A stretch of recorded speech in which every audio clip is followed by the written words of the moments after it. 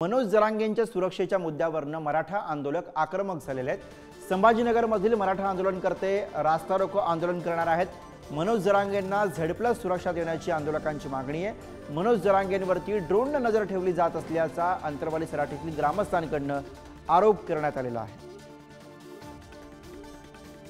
आणि याच विषयी अधिक माहिती घेऊया। प्रतिनिधी सुमित पवार सध्या आपल्या सोबत आहेत। सुमित, जरांगे पाटील यांच्या सुरक्षेसाठी त्यांचे कार्यकर्ते आक्रमक झालेले आहेत। आज आंदोलन होतंय, कसं स्वरूप असणार आहे याचं?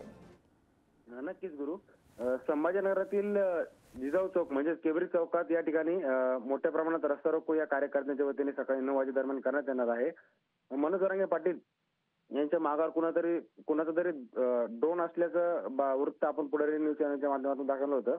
त्यामुळे आता जरांगे पाटील यांच्या सुरक्षेचा प्रश्न पुन्हा एकदा चर्चेला आला आहे। या ठिकाणी कार्यकर्त्यांच्या सकल मराठा समाजाच्या वतीने Z+ सुरक्षा जरांगे पाटील यांना द्यावी अशी मागणी आता समोर येत आहे।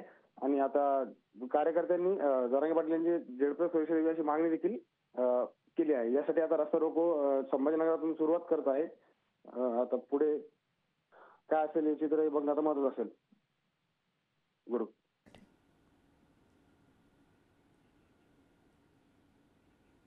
धन्यवाद सुमित या सगळ्या सविस्तर माहितीसाठी।